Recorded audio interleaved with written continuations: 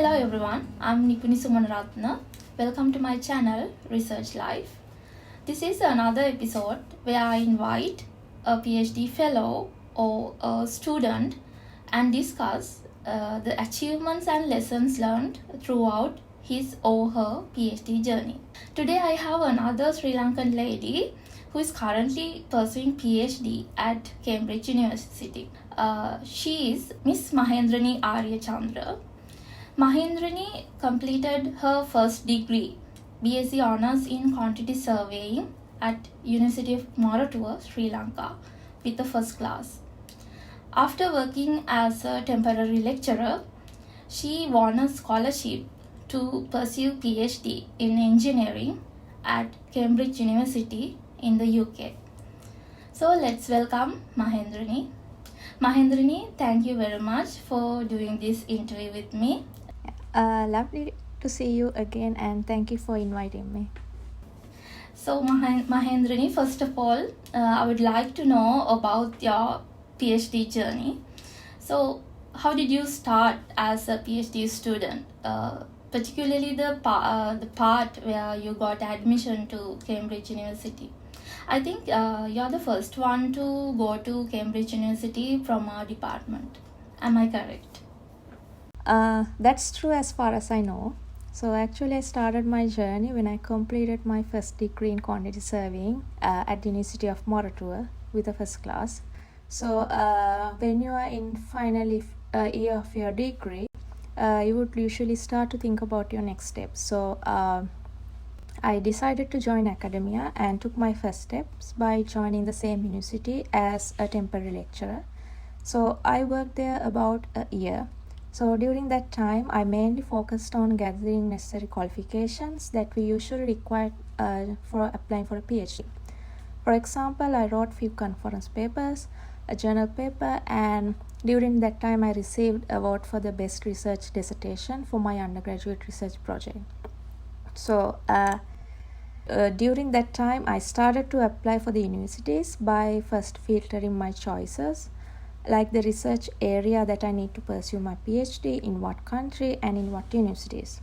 So I believe that we should love the project we do, at least up to some extent, because the environment and other personal issues that you need to consider before devoting 3 or 4 years of your life to something. So or else we end up being depressed or miserable. So I started to contact supervisors through emails. The Department of Building Economics encouraged us to join CNBR group, which where you receive information about advertised PhDs and other academic events. About the PhD opportunity at Cambridge, it all goes back to the time when I was doing my final year research project. So I was looking for literature and I came across a PhD opportunity advertised by my current supervisor, Dr. Yanis Brilakis. So the content of this project was quite related to the area that I did my final year research. So I saved that advertisement for future reference. And after completing my degree, I checked the advertisement again and went through my supervisor's profile, his publications, the department and the university, and the PhD application process. So while I was doing my research about the University of Cambridge, I came across the IELTS requirement and other necessary qualifications that you need to consider when you're applying for a PhD there. For example, for some universities, you may need to complete your master's degree before applying for the PhD, but in Cambridge, it's not a requirement. So as the first step, I did IELTS, and once I received my results, I contacted my supervisor through email. So he was the one who advised me about the Cambridge and the general application process and other essential details a student should know before applying for a PhD there. So if you plan to apply for a PhD here, you should submit your application well in advance. Like for example, if you want to go for the intake in October 2022, you should apply by December 2021. So you will receive your admission first and the scholarship later. So I received my admission in January and the scholarship in July. So during that time, I planned my timeline to gather necessary qualification in order to build my profile to get qualified for a scholarship. So I think if you plan well in advance for all the possibilities and gather necessary qualification, so it's not impossible to get a scholarship at a top rank universities. I think it's a brilliant and exceptional journey. So how would you advise prospective students when they struggle to find an opportunity at Cambridge University? What do you have to say?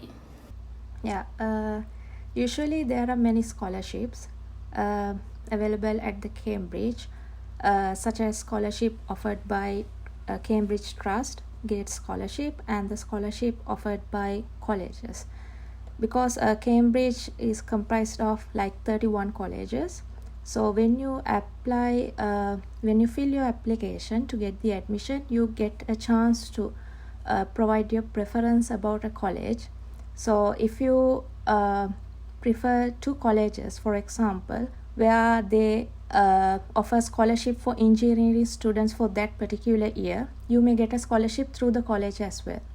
So even if you fail at getting the Cambridge Trust or Gates Scholarship, which is like the common types of scholarships available, still you will have a chance through the colleges. So if you want to get a scholarship, you should particularly like study what are the types of scholarships offered by every college in that year. So you may put such a college as your first choice on your application. And also there are some PhD opportunities where the research project is directly connected to some grants received by your principal supervisor. So in that case, you will receive funds for your tuition fee, the university fee, and other funds for other equipment and other stuff through that project. So if you want to apply for a such project, you may find the details of such advertisements through the website called jobs.ac.uk. So that's how I got my PhD opportunity, because my PhD was kind of like related to a grant and with a well-defined project content. Okay, that's interesting. Okay, the next question. I would like to know about your research topic and the intended outcomes of it. My PhD project is about automating the generation of geometric digital twins of rail infrastructure. So in here, I basically focus on very old existing rail infrastructure where they do not have any kind of a initial design model or AutoCAD drawing. So this has caused many problems for maintenance and renovation operations.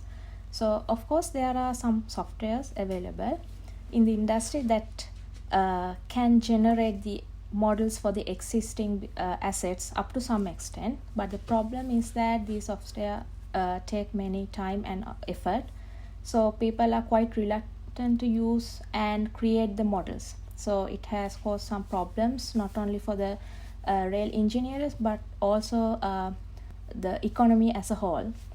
So in my project, I am trying to automate the process that we are currently doing through this software. So basically, I was planning to minimize the cost by minimizing the time that taken for this designing of this model. So I could reduce the time by 90%. So currently my proposed solution is in its first level. So the industry can take this prototype and then they can implement it in the industry as a software, so they can use it as an automated solution to generate this model. Wow, I think that's brilliant. So what are the hardships you had to overcome as a PhD student? I'm asking because I know you have a construction or built environment background.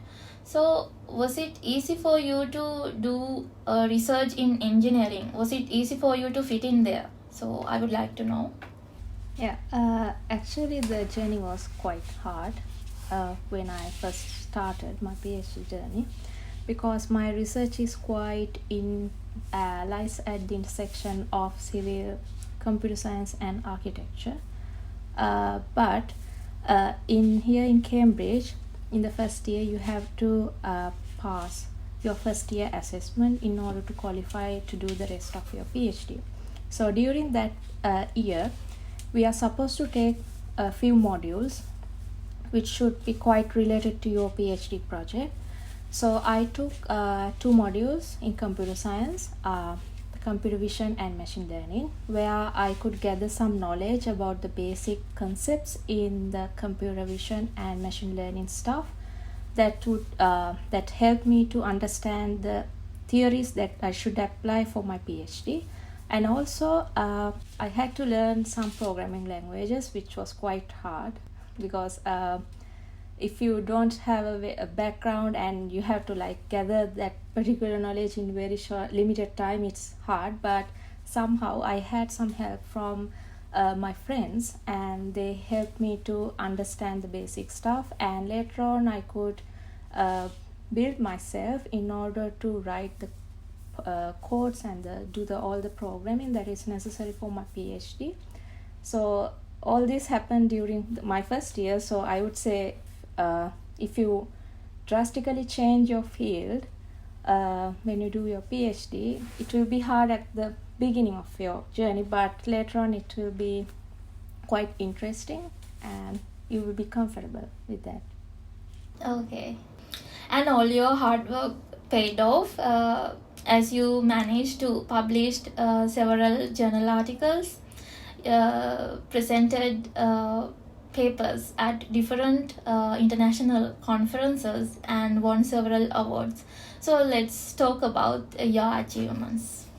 Once I finished my first year assessment, I started to plan my next 3 years of my PhD journey, because you have to think about your next step after your PhD career. So based on my the plan we made, I published 6 conference papers, and actually I published 1 journal paper and 2 under review. So and also according to the plan that we made, we have applied for few awards, and I received 2 awards for 2 of my conference papers, and 1 award under the competition we submitted our concept of automated generation of geometric digital twins of Mars, and we won the 4th place at the Young Researcher competition. And also the papers that we submitted for the 37th ISAC conference and the FARU conference, which was held in University of Moratu, Sri Lanka. That's really wonderful, and I'm really proud of you. So another phenomenon I'm looking at throughout this interview series is work-life balance.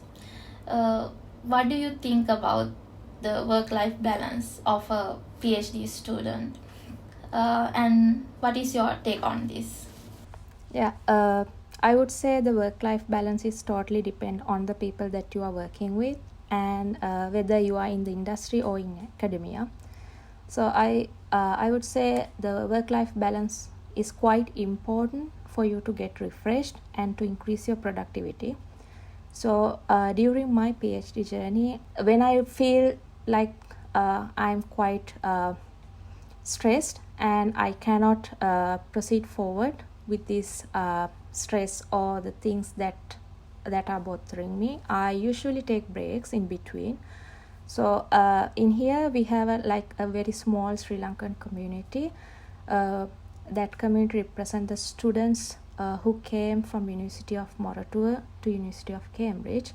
So we usually organize some small events, like for example we organize few stuff over Sinhala and Hindu New Year. And also most importantly, in Cambridge University, through the college system, they have kind of created a social life for students where you can participate for events. For example, when everything was normal before COVID, we used to go to the formal dinners, just like the dinners that we see on Harry Potter films. So it's quite fantastic opportunity.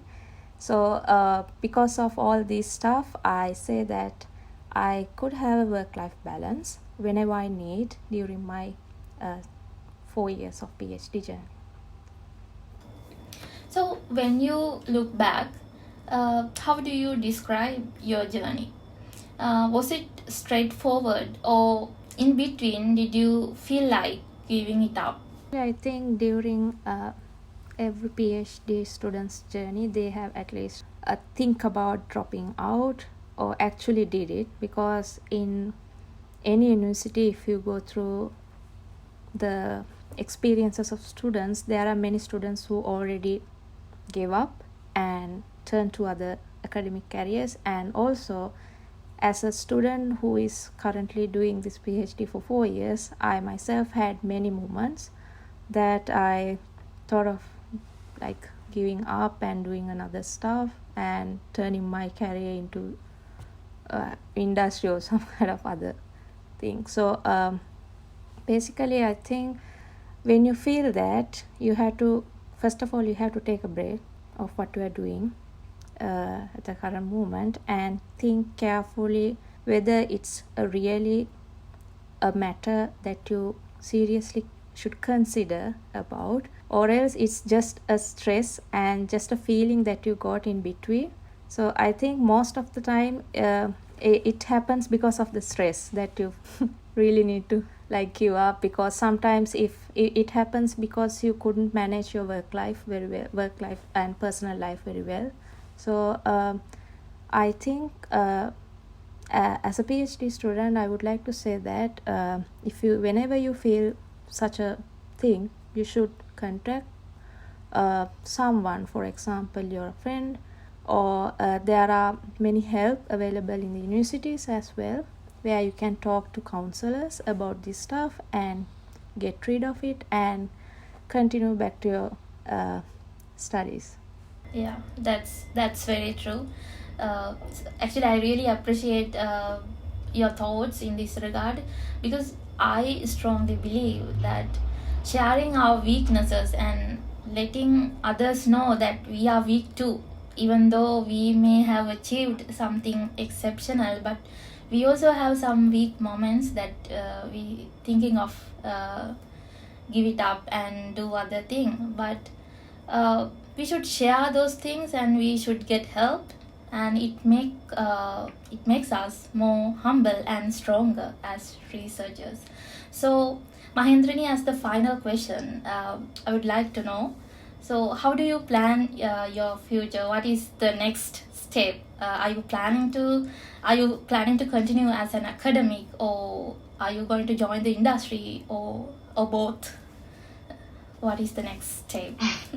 Yeah, that's a good question actually, because I myself asking that question very often these days. So I think actually I started when I joined to the Department of Building Economics. I had plans to join academia, and still my plan is to join the academia. But given the circumstances, I would say that I'm ready to change my preferences. So I don't know whether I'm going to end up as academia or join the industry in future. Okay, that's okay. But whatever you do, I wish you all the best. So Mahendrini, thank you very much again. Thank you. For doing this interview with me, and it was really nice talking to you. So wish you all the best. Yeah, thank you very much for inviting me for this episode. I wish you good luck. Okay, thank you. See you. Bye.